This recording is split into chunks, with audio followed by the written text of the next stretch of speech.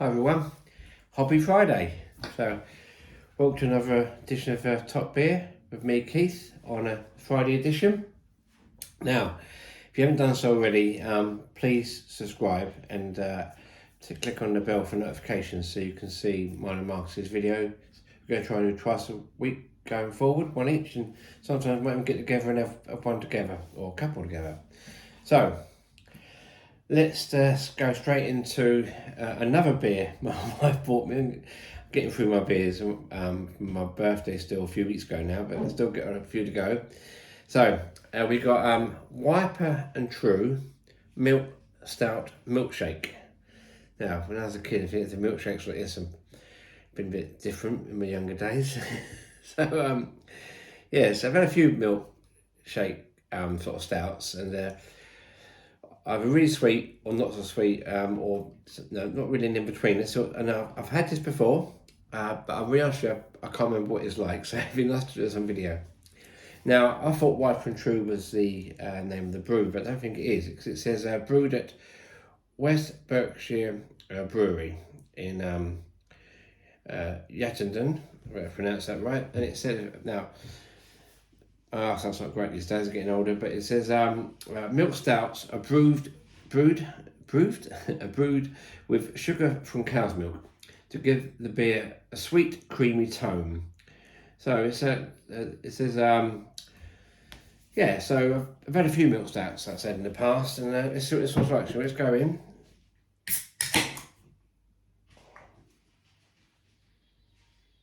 Oh, it smells like a Macassin. Now, for those older viewers, Macassin was a very, very, very... I think Macassin was a stout. It was a very common stout in, I say, the 70s, I'd say. I remember my mum having a Macassin when I was a kid. So that was that hard to look after. She needed a Macassin. No, she was great, my mum. But no, I remember we used to go to sometimes as a kid you'd be sitting there with your Coke and your bag of crisps, and I remember my dad having a light and ale and my mum having a Macassin. So I think it's a drink the ladies had sometimes in the pub. So let's give it a pour. Now, for a pour of it, so the glass, I chose this glass. So I read somewhere that this sort of glass, I think it's called a tulip glass, maybe, I'm not sure. Should know this sort of stuff, shouldn't I? But I think this is really good for stouts, I've been told. So let's see if I could be right. If I'm wrong, I apologise. I usually am wrong. Oh, look at that. It's really, really pours nice. I can smell it from here. That is really, really lovely. Look at that. Who would have thought that? That. I didn't think that would go into that.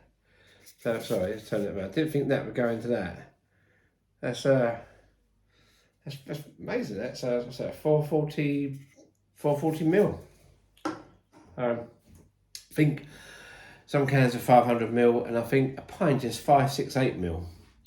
So it's give it a nose again. Yeah, really, really knowing this time now. I'm getting the real chocolate come through. What's it say about the tasting notes? Let's see if there's any on there. Yeah, so malts. It says Golden Promise, chocolate, or caramel malt. Oh, that looks nice. So, yeah, really getting the chocolate come through there. Let's go in. Cheers.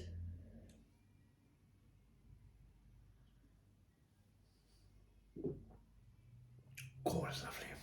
Oh, that is really good. Now, it's got like a burnt taste to it, which is it's not a bad thing. It's a good thing. It's like a burnt taste, like a burnt ember sort of taste. I don't go around eating burnt embers, you know. I'm not that desperate for food. I've only got a real fire anyway.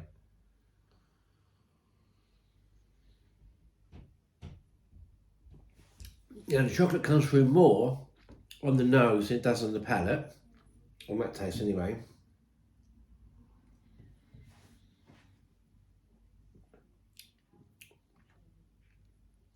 Yeah, a bit more that time. The more you drink it, the more the chocolate comes through, actually. The first two sips didn't. The third one a bit more. I keep drinking just to see the chocolate come through.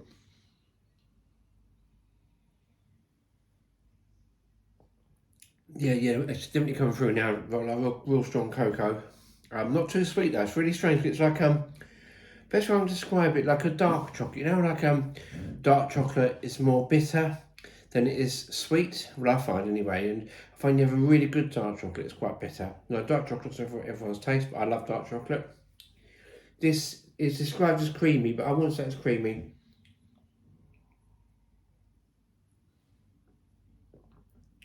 Quite sharp on the tongue. Maybe a little bit of creaminess when it goes down.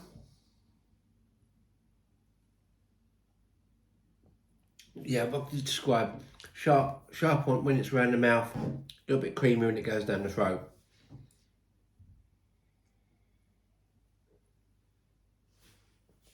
Yeah, really good. Yeah, really, really pleased with this. I should find out where my wife got it from, so I definitely want this again. I'd really like Marcus to try this, so if you're watching, Marcus, if I see one, I've got it on camera, I'll buy you one.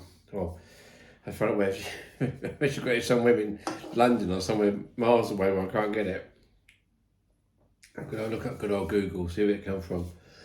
No, it's really good, so I'm going to give it a mark out of 10.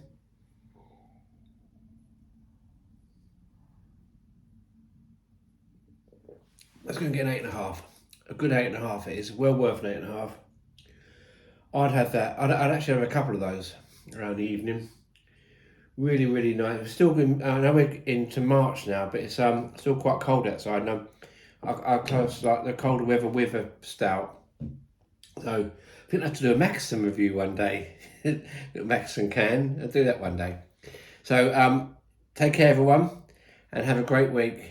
And I'll see you next Friday. Cheers.